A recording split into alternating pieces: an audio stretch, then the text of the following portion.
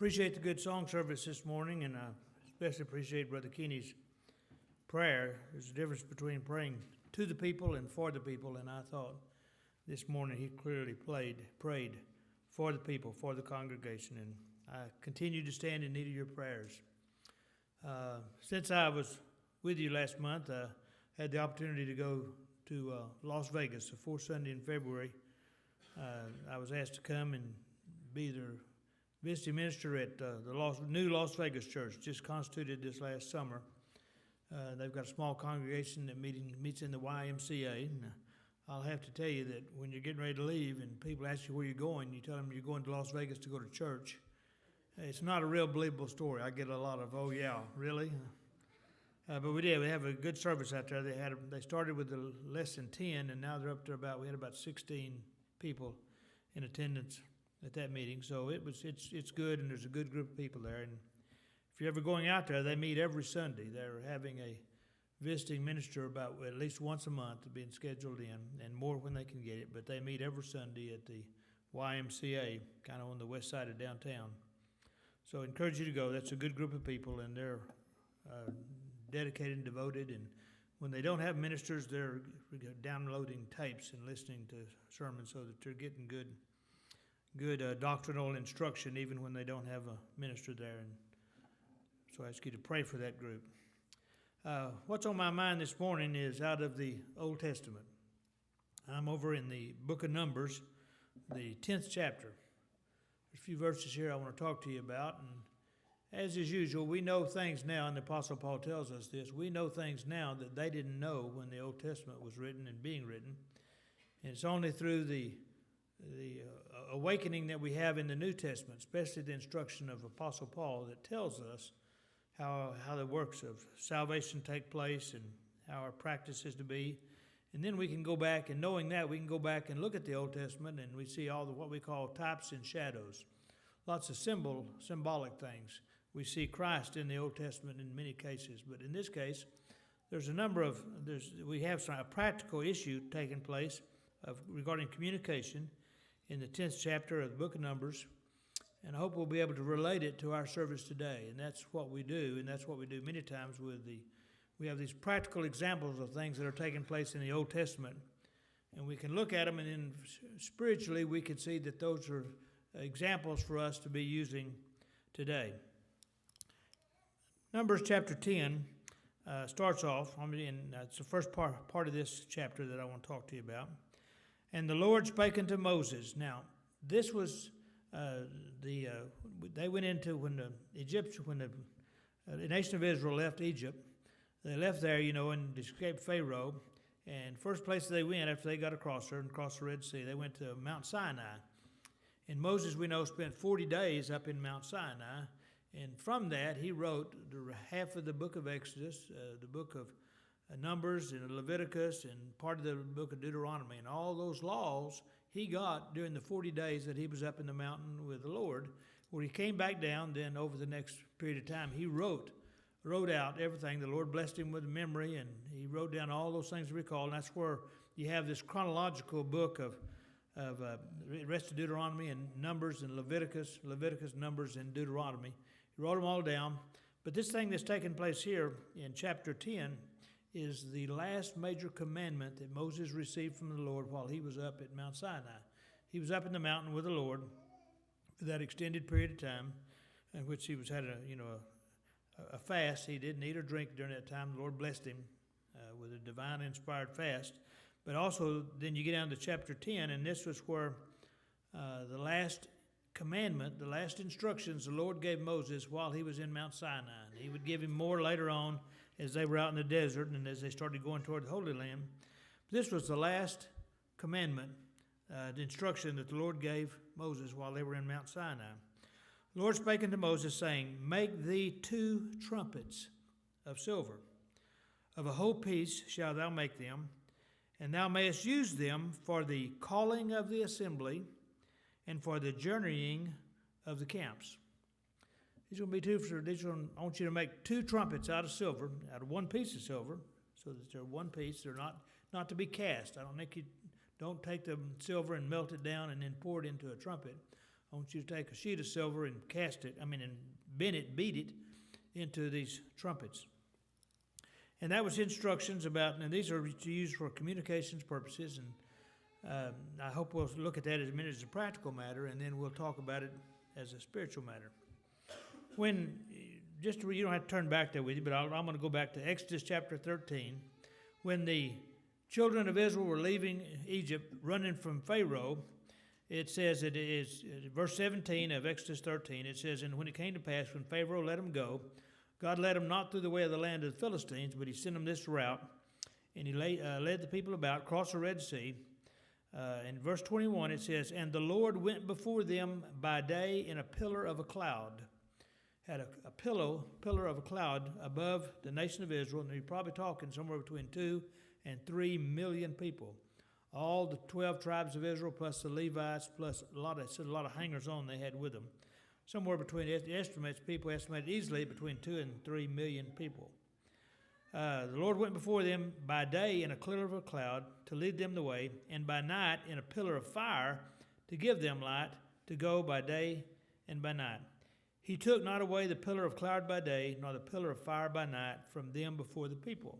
All the time they were traveling, they had this large column of smoke, cloud above them all the time in the daytime, and at nighttime you could see it was fire in the middle of it. The fire shone up, and that's what they did all the time they were traveling.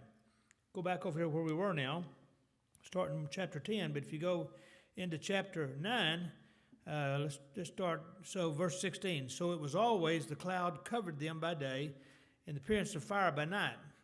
He did this, kept this practice up even when they built the tabernacle. That's when they knew the Lord was present with them, was because when this column of smoke in the daytime and fire at nighttime was above the center of this tabernacle, right above what we call the most holies, the inner sanctum part of this tabernacle. Verse 18, at the commandment of the Lord, the children of Israel journeyed, and at the commandment of the Lord they pitched. As long as the cloud abode in the tabernacle, they rested in their tents. When the cloud was there, cloud in the daytime, fire at nighttime, they pitched their camps around.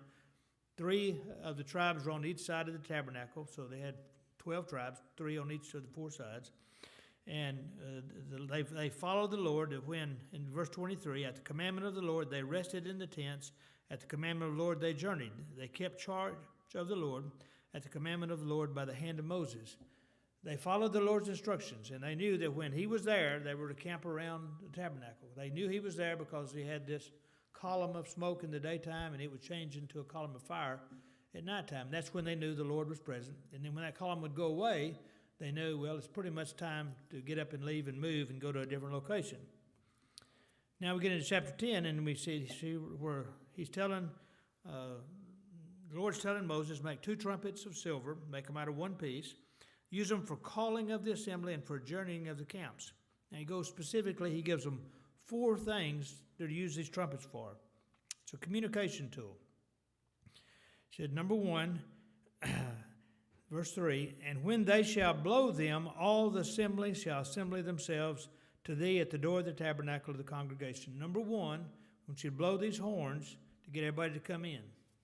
It's when everybody's to gather up and gather up with you, Moses, because we're going to talk to them or do something, have some event at the assembly yourselves all together at the tabernacle. Verse 4, and you had 2 of these trumpets, you blow them together, but verse 4 it says, and if they blow but 1 trumpet, then the princes, which are the heads of the islands, of the thousands of Israel, shall gather themselves unto thee. If you blow 2 horns, I want everybody to get together. If you blow 1 horn, only the heads. Be like having a deacons meeting, you might say. Pastors and a deacons meeting if they only blow 1. So number 1, the horns were to use to assemble the people. When 2 horns blow together, that's to bring the entire congregation, all the people together. When 1 horn blows, you only bring the heads of all the tribes, the princes as they call them here. Today we'd call that probably the preachers and the deacons.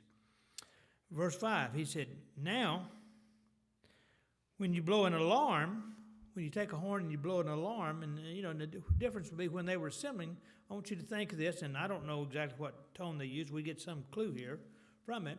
When they were assembling, it would be like you would hear the trumpets blow today to assemble. It'd be the kings or queens coming in. You'd have a dun-dun, dun-dun. I'm not very good at this. But you'd have 2 horns in harmony, giving this call to come and symbol to worship the Lord in one manner. He said, but then in this verse 4, when he says, but if they blow with one trumpet, I've just covered that one. Verse 5, when you blow an alarm, and this is better interpreted as an alert. It's not as an alarm as we think of. We'll get to an alarm in a minute. When you blow an alarm, or which I will call in this case, better interpreted for us as an alert, then the camps that lie on the east parts shall go forward. It's time to move. We're going to move the entire camp, the entire nation, all 2 to 3 million people. It's not easy to move that many people in concert and keep them coordinated and organized. So he said, number one, when you blow an alarm, an alert, then that tells the people on the east side. Now that's Judah and Zebulun and Issachar, I believe. That's on the east side. Those are the 3 tribes camped out on the east. So again, you're talking 500,000 people probably. When you blow an alarm, then the people on the east. And when you blow the alarm the second time, then the camps that are on the south side shall take off. So secondly, it was when they get ready to travel, get ready to move. That's why you blow these trumpets again. Blew one trumpet, and you give them an alert, a different. You could change the rhythm of it instead of just a lone, L-O-N-E, tone of the trumpets. You would change it up so that they would know it's time to move. And he says, and you'll go around, and they shall blow it for alarm for each one of the journeys, for each side, the east side, then the south side, and then the west side, and then the north side. You go in that order around. Start with the tribe of Judah. And you go around, and there's 3 on each side, and so you get all 12 tribes, and you tell them to pack up and go. The Levites would carry the tabernacle and all the goods of it. They'd fold it all up, package it all up, and carry it along, and they would be in the middle. East and south side would go first, and then the tabernacle with the Levites, and then the west and the north side. Very organized. The Lord was trying to do this to help them with 2.5, 3 million people. They need a lot of organization. But then he gives a verse of warning here. It said, verse 7, but when the congregation is to be gathered together, ye shall blow, but you shall not sound an alarm. Don't do it as an alert. Don't do it as an alarm. And the sons of Aaron, the priest, they'll blow the trumpets. Aaron had 2 sons that were priests, so that's why we had 2 trumpets. And they'll blow, and this shall be an ordinance forever throughout your generations. You're going to use these trumpets forever with the nation of Israel to communication. Verse 9, he gives us the third use of these trumpets. And if you go to war at your land against the enemy that oppresses you, then you shall blow an alarm. Now, this would be truly an alarm. This would be like what I call a staccato, a short burst, something like this, or a wavering, something that would be a total different, that would be somewhat excited, so you would know we're either going to war or we're being attacked. That was to warn all the people. It says, you blow an alarm with the trumpets, and ye shall be remembered before the Lord your God, and you shall be saved from your enemies. If we're fixing to go to war and we're going to attack, and if you look, each time the nation of Israel went to war, go through, and when you read the Bible, you see it says, and they blew the trumpets, and that's what they're talking about. These are the 2 trumpets they blew. And so we'll talk about this a little bit more practically in a minute, but that's the third use when you go to war. The fourth use is in verse 10. Also in the day of your gladness, when something good happens, when you're celebrating something, in the day of your gladness, and in your solemn days, when you're celebrating sacred days, maybe the Sabbath. We're on Wednesday night, we're studying the feast right now, or I have been, but I hadn't been here lately, so we've skipped a couple of weeks. But when you're studying those feast days, the Day of Atonement, the Pentecost, the Passover, those type of things, he said on those solemn days, and the beginning of your months, at the beginning of every month. Remember, the Jews lived off the moon. So whenever we had a new moon, a new moon is when you see a slight sliver of the moon. Then it grows into a full moon at half the month, and then it goes away. When there's a new moon, that's how you knew the month started, and so they would blow a horn then, one of these horns then.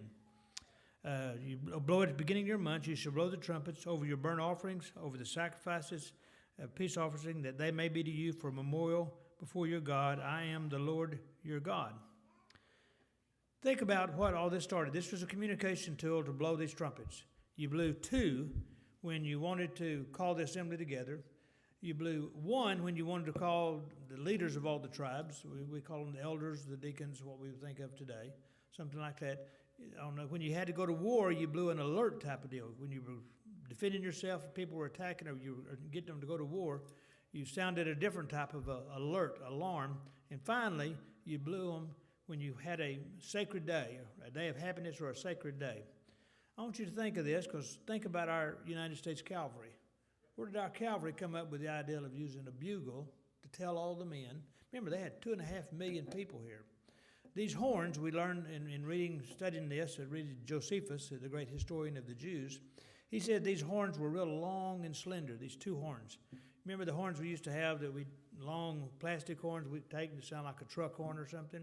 It's about like what those look like. They were small, maybe an inch in diameter, long, a little bit bigger for the mouthpiece, and then it was real long, nothing in them, just hollow, and it opened up into a bell on the end. Said they were 2 cubits long, so a little under a yard, 34, 35 inches, something like that. So it was a good long bugle, and they had 2 of them, and those sounds were reached a long way.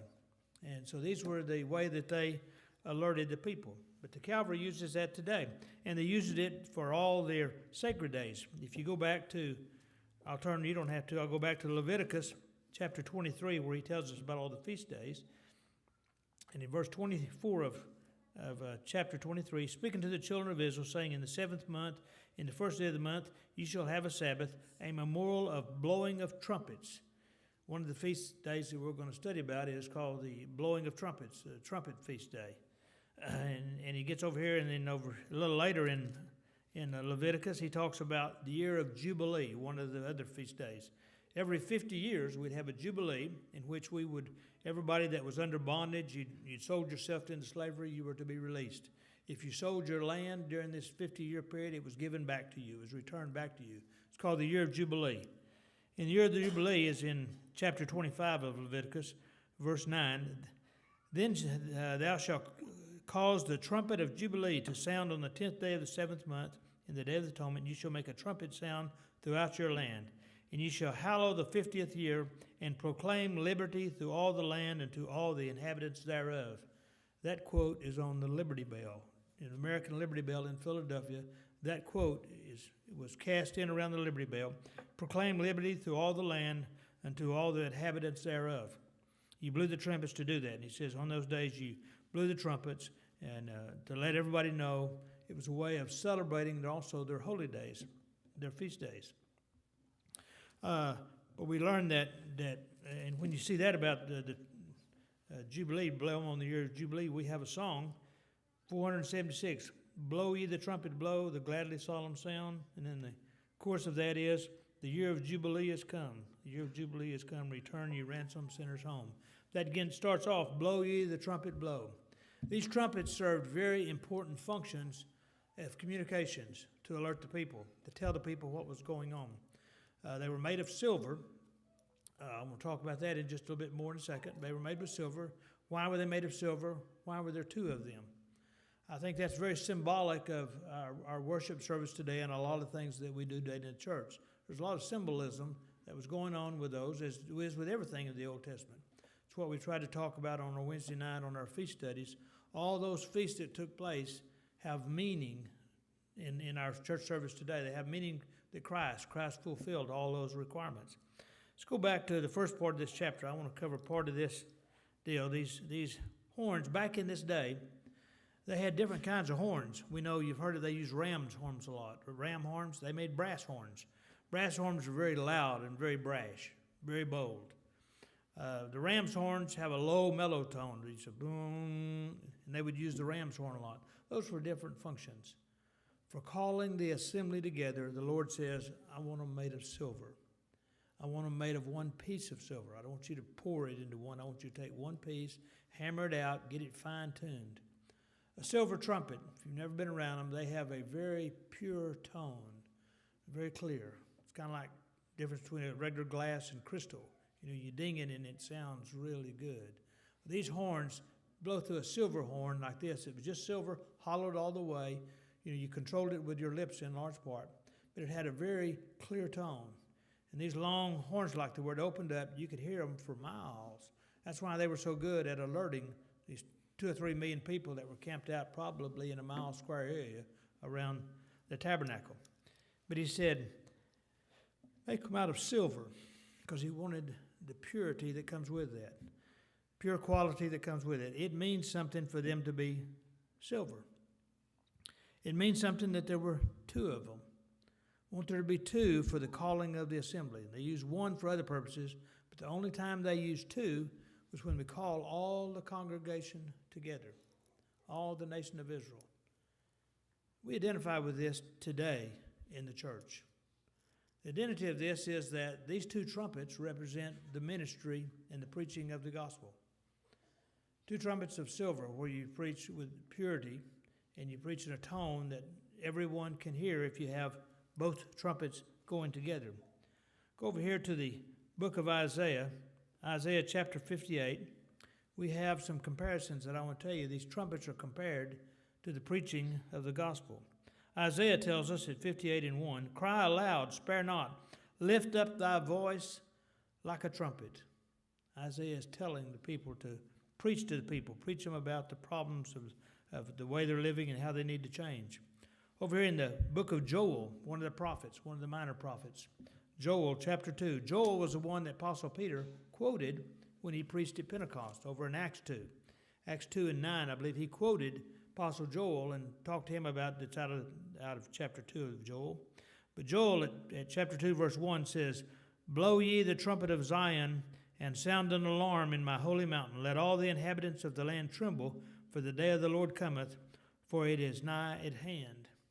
He's really talking about preaching when he's talking about blowing the trumpet. He's talking about going in and preaching the gospel. Let's go over here to the new chapter, though, New Testament. Apostle Paul also echoes that the blowing of these trumpets is like preaching the gospel. Over in chapter 14 of 1 Corinthians, Apostle Paul is giving instructions to the ministry about how to preach. He's telling them, be careful, you don't want to preach in tongues. If you preach in tongues, you may be able to be good, and that's good, but nobody's going to be able to understand you. So if you're going to preach in tongues, you need somebody to interpret it for you. He goes through and gives them. He said, "He that speaketh in an unknown tongue edifieth himself, but he that prophesieth edifies the church." When you're preaching, you're supposed to edify the congregation and the church, and not yourself. Verse 2, he says, "For he that speaketh in an unknown tongue speaketh not unto men, but unto God, for no man understandeth him." You might as well be preaching to the air. Verse 8, though, is where Apostle Paul, chapter 14 of 1 Corinthians, verse 8, "For if the trumpet," he's talking about the preacher, "for if the trumpet give an uncertain sound, who shall prepare himself for battle?" Think back what we just talked about. You give a certain blow for battle different from your call. He said, but the preacher that speaks with an uncertain trumpet, how do we know what to do when we have an uncertain trouble? Verse 9, "So likewise, ye, except you utter by the tongue, words easy to be understood, how shall it be known what is spoken? For you shall speak into the air." Preachers, you got to speak where people understand you, and that's what we struggle with all the time. Brother Kenny and I talk all the time about different ways to go about preaching to keep it understandable, and we compare the different styles of a lot of ministers we know, not to be criticizing, but to also try to help each other learn how to communicate with everybody. Apostle Paul says, make sure you speak it where it's easy to understand and you communicate what you're saying. Otherwise, you have the sound of an uncertain trumpet. He wants that trumpet to be clear. Why did they make the trumpets out of silver?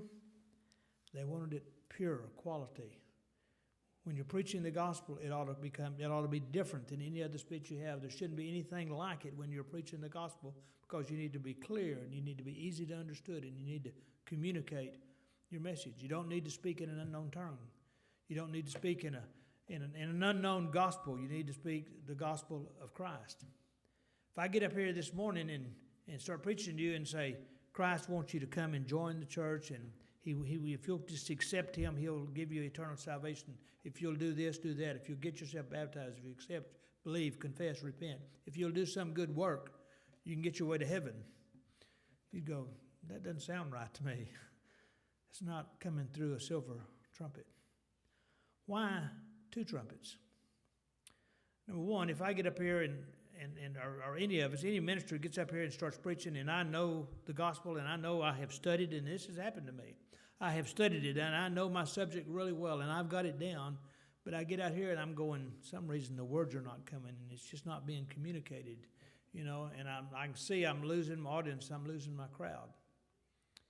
That's only one trumpet speaking. I'm speaking perhaps the truth, and I know it, but I'm not communicating it well. The reason there were two trumpets is it takes both trumpets to speak to the assembly, to make that certain sound that is receptive. It takes a minister who has studied and knows the truth, otherwise he's not speaking clearly with his trumpet. It also takes the Holy Spirit to come and make that harmony between the two. If you've got a man that is speaking the truth, understands the gospel and speaking the truth, and you've got the Holy Spirit helping him deliver that and creating a receptive ear for people to hear, then you've got two trumpets in harmony. I can get out here and say everything I want to in the truth, but if the Spirit's not with me, it's not being communicated. We don't have both silver trumpets speaking.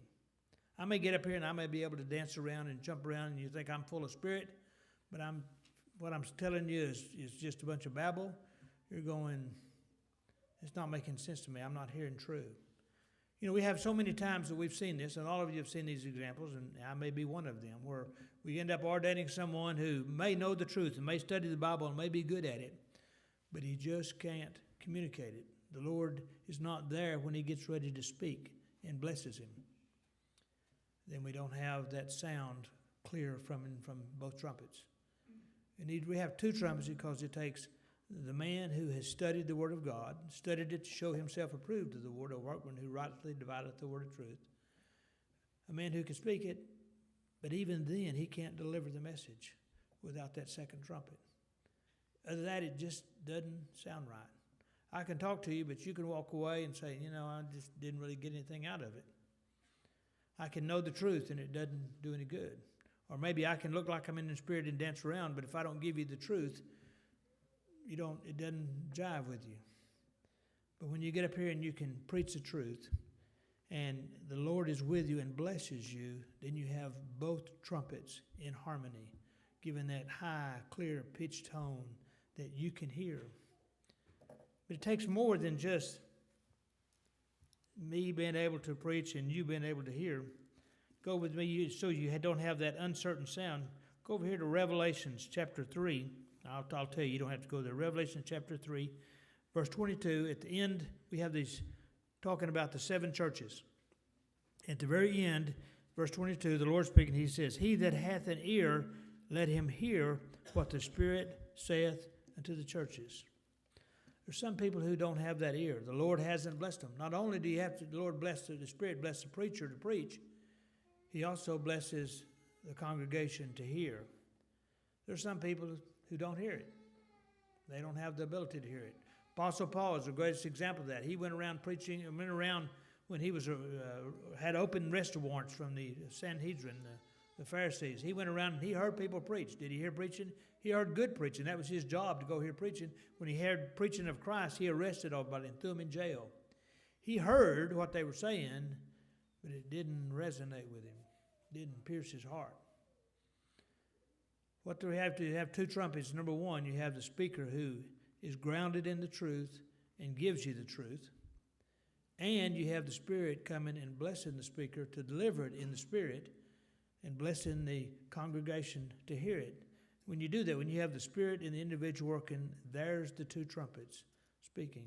And that's what we have here. And that's why he has two, and that's why it's silver. And that's what those are symbolic of. We have the two trumpets preaching the word, giving them. And as Apostle Paul tells us over in 1 Corinthians that then, when that's taking place, then the preacher is preaching the truth. He studied, and you can tell that. He shows that by his study.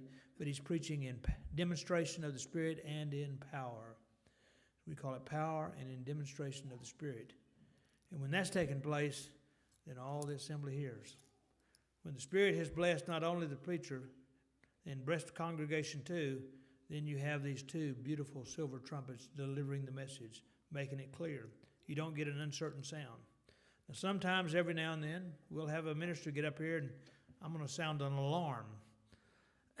I'm sounding an alarm. I'm going to do something that's going to try to scare you. And we learn here over here in verse 7, Numbers 10, verse 7, "But when the congregation is to be gathered together, ye shall not blow, and ye shall blow, but ye shall not sound an alarm." We're not to alarm you in a due sense when you come to assemble together to preach. There's times to do that. But you come to hear that pure sound of the trumpet. You come to hear the gospel of peace. You come here to edify the congregation. You come here so that you can leave feeling better. You come here to worship the Lord. When you come here with that frame of mind, the Lord blesses you more than you feel like we were supposed to bless him. When you come here in the right frame of mind and you pray for yourself and pray for the minister who's up here preaching, that the Spirit will be with us, then you have both trumpets blowing in that perfect harmony pitch, and everybody hears, and everybody gets the benefit of it. It's a wonderful thing when you hear both those silver trumpets blow. You get a great blessing from it and a great benefit that only the Lord can give to us. Over here in Psalm 122, King David tells us, I was glad when they said unto me, let us go into the house of the Lord. When we hear those trumpets blow calling us, we're supposed to come. We're supposed to come with the assembly. We're all supposed to come together and hear these two trumpets blow, because it's got a great message for us. Number one, we have the duty to come. When the doors of the church are open and we're having worship service, we need to be here. I hadn't always been here. I'll be the first one to admit that, and I've lost a tremendous blessing because of it. When we learn, though, when those trumpets blow, we're to be here and hear them, because there's going to be a great blessing from it. And that's what is symbolic in this two silver trumpets that blow. Number one, you have a man who not only has studied to preach, he's also called to preach, and the Lord blesses him with that. It takes the man clearly to deliver the message, because the Lord always uses men to deliver it, uses our voice. But as I've said many times, the Lord can deliver a message that don't even think I'm realizing. I've had people come up and tell me they got something out of my message, and I went, I didn't even preach about that. I didn't think I did. There's been times when I got up here and I said, I knew my subject really well, and I've got this down. I know it as best as I've ever had. I've studied it. I know it real well. And I can tell I'm not getting this across to the congregation. They're not understanding what I want to tell them. Or I want to say it so badly, it's not coming out like I went over it in my head, in my car, driving here, or at home. It's because that second trumpet is not there, and you're hearing an uncertain sound. The congregation hears an uncertain sound. It can come even when the minister is preaching the truth, you can still have that uncertain sound. If the Spirit's not there, you're going to have it. Or if the minister is preaching untruth, even if he seems like he's full of the Spirit, but he's not delivering the truth, you walk away not being edified. You walk away, that just didn't sound right. There's something about that didn't resonate. I didn't get anything out of that. Then you don't have both of those trumpets blowing. Over here in Numbers, it says not only that, when I want to travel and move together, we're going to move in concert in an ordered fashion. That's when we sometimes sound and the trumpets blow so that you assemble and go forward in an orderly fashion. And that's also the work of the ministry, is to make sure that deliver the message in such a manner that the congregation gets a good, clear message and they move forward in consort in one accord. Worst thing I can do is I can get up here and sound an alarm when you're here to be edified and I'm scaring you somehow. That's not moving you in the right direction. The trumpets were there so that the nation of Israel could come together and be edified and communicated with. They could also be communicated with about what they're to do, which direction they're to go. They're to go to war when they hear the trumpet sounds. They're not to go to war before they hear the trumpet sounds, but they're to go to war when they hear the trumpet sounds, and they go in the order in which they're supposed to. If you'll notice the order of which they went, the east first and then the south. They went according to those who were most experienced first, most experienced and more grounded. Judah was the biggest tribe. We know that's the tribe that Christ came out of, David came out of. We know that, and that's one of the work of the ministries, is to make sure you keep the congregation in an orderly procession going forward. It's your duty to make sure the ministers do that, because you don't want to hear that uncertain sound. If you hear the uncertain sound, that's where the church should address it. When these trumpets are blowing, though, we get all sorts of good symbolic messages here. Not only do you know when when the sound is certain, that pure gospel is coming from the gospel of peace, and you leave being edified. You also are comforted to the fact that when you come, you know to come and show up and be here and hear that message preached, and you come and you do it in one accord, and you leave with a message of peace and no false alarms, as we're warned by Scripture. You know, when you talk about the trumpets blow, I want to close with this. Over here in Matthew, we're all going to hear the trumpet blow. The trumpet is referred to here. Trumpets throughout our history, the trumpets of the Calvary. When you think about all the examples we have of communication that we have today that began right here in the 10th chapter of Numbers with the Lord's instruction to Moses. When the Calvary wants you to charge, they play, the charge, dun dun dun dun dun dun dun dun, to signal all the troops to charge. When they want to retreat, they got a different sound over the bugle they give it, so everybody knows it's time to retreat. When they want, at the end of the day, when they want to get you to go to bed and sleep, they play taps, and we play that many times at funeral for mourning. You have different things to call. So we copy all these things out of the 10th chapter of Numbers. We do those today, and the Calvary has copied that. We have done that all the way down through with our communication on using this type of method to communicate the same way as was laid out for us in the Old Testament. It's the same way with the ministry. We take these lessons about speaking to the people in a certain way with the truth, praying that the Spirit will be here with us. Jesus talks to us when he's talking about the end of time. In Matthew 24, Jesus is speaking here, verse 31. At the end of time, when the Son of Man comes back, he shall send his angels with a great sound of a trumpet, and they shall gather together his elect, from the four winds, from one end of the heaven to the other. That's when we hear the trumpet, and you will all hear it. All the elect will hear the trumpet that day when he comes back and sends his angels the trump. We have two archangels in the Bible, Michael and Gabriel. Michael is the one that was always the one of war. He was the one when something had to be done, when he had to throw Satan, Lucifer, out of heaven. Michael was the one that did that, went to war with Lucifer. The other archangel was the one of messengers, Gabriel.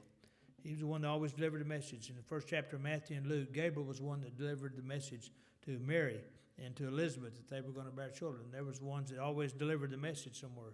We, down at the University of Texas, where my sons went, their song is, the eyes of Texas are upon you, till Gabriel blows his horn. This doesn't say Gabriel will be blowing his horn at the end, but he's always been the one that blows his horn, and we get that out of 1 Corinthians chapter 15 when we're talking about the resurrection. If I can find my spot here. Yeah, verse 52. When we go back to 51. Behold, I show you a mystery. We shall not all sleep, but we shall all be changed. In a moment, in the twinkling of an eye, at the last trump, for the trumpet shall sound, and the dead shall be raised incorruptible, and we shall all be changed. Last scripture here, 1 Thessalonians 4, again, the resurrection chapter, when he's telling us about the coming of the Lord coming back, he'll raise the dead. It says, verse 16, for the Lord himself shall descend from heaven with a shout, and the voice of the archangel, and with the trump of God, and the dead in Christ shall rise first. Then which we were alive and remain shall be caught up together with him in the clouds to meet the Lord in the air. So shall we ever be with the Lord. Comfort ye one another with these words. When the trumpet sounds, we all gather. We'll all do that. We're going to do that eternally. We won't be any question about it. When he calls and the trumpet sounds, we'll all be gathered. All the elect will be together coming. We ought to be together every time the trump sounds while we're here on earth. There's a great blessing in coming and hearing these two silver trumpets. When the minister is been blessed by the Lord with the Spirit, you hear the pure quality of those two silver trumpets, and that's why they were silver. So you had that purity of the message along with the ability to reach out. When it's delivered with the Spirit, you have both trumpets working in harmony. You've blessed me with your attention, and my prayer is the Lord richly bless each one of you.